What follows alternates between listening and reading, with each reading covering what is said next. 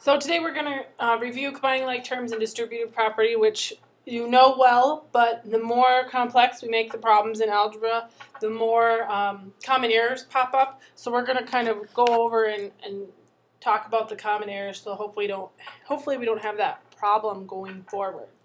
So what I'd like you to do first is to pause the video and try these two problems. And after that, I will go over them. So pause the video and do the problems.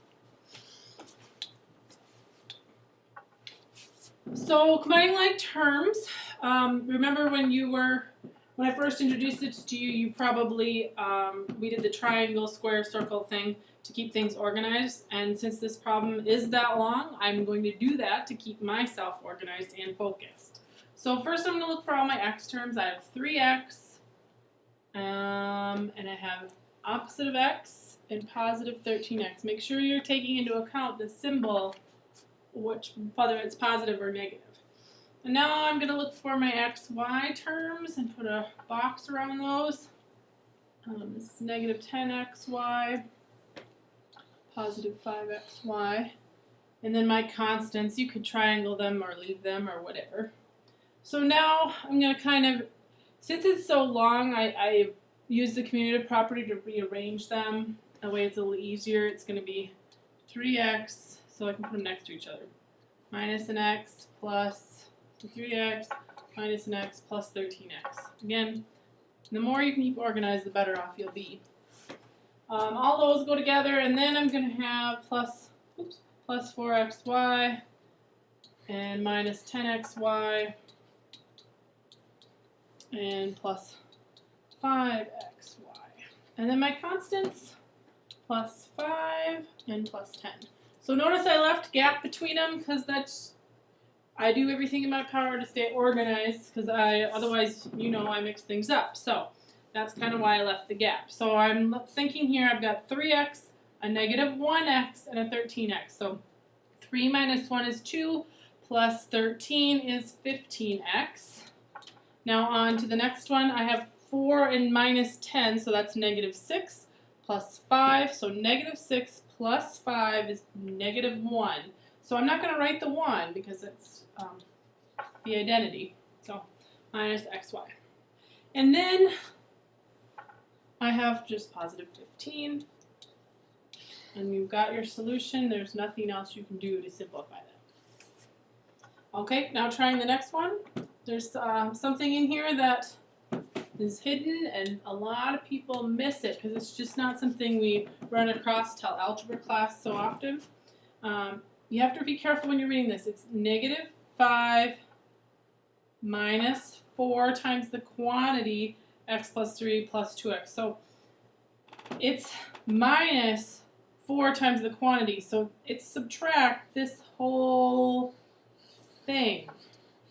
So keep in mind you have to apply that subtraction or that negative to your distributive property because you're subtracting the whole product, which of course you can't actually find the product, so now you're applying that subtraction sign to the whole distributive property process. And that's the big one that people will miss. So I'm going to distribute, instead of a 4, it's really a negative 4. So negative 4 times x and negative 4 times positive 3. So we'll do that in the next step. I'm going to copy my negative 5 down. Negative 4 times x is negative 4x. Negative 4 times positive 3 is the one everyone misses. So that would be negative 12. So make sure you have negative 12. And then and then that's it for distributive. So I'm just going to add my 2x down here. And don't forget to do your like terms. This one's a little simpler for my brain, so I don't have to do all the organizing. So this is negative 5 and negative 12, which is negative 17. Negative 4x and positive 2x is negative 2x. Okay, now that we've kind of talked about that, I'm going to give you 2 more problems to try. Pause the video, try these 2, and then I'll go over the answers. Okay, so going through this, you need to notice that there are 2 distributive property problems here, and you should see, negative 3 distributed out, and then you should also see a negative 5 distributed out. Don't forget that this is a negative. Subtract an entire product, and the only way to do that is through distributive property. So going ahead and solving that, negative 3 times negative 4x is negative 12x. Negative 3 times negative 2 is positive 5. Negative 5 times 2x is negative 10x. Negative 5 times 3 is 15. And of course you can combine your like terms. So negative 12x and negative 10x is negative 22x. Positive 5 and positive 15 is positive 20. Okay, last problem. Again, two different distributive property problems, and you need to, so the first one here is just 4 times the group, and here you may not have noticed the distributive property, but it's there. It's subtract a group. So you need to apply subtraction to the whole group, and the easiest way to do that is through distributive property. So you can choose to apply the negative to both, or you could maybe rewrite it, stick a 1 in there and have a negative 1 that you're distributing. Either one is correct. So we want to do the opposite of everything in there. So we'll do that through that negative or negative 1. So first I'm going to go left to right here. So 4 times x is 4x. 4 times 3 is 12.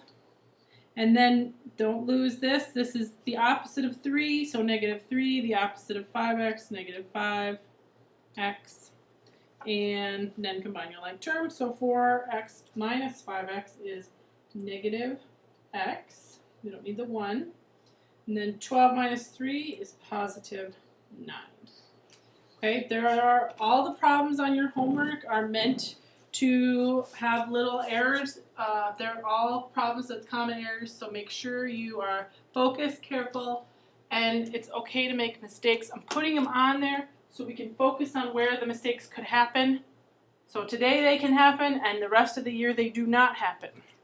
So go ahead and go to work on the worksheet.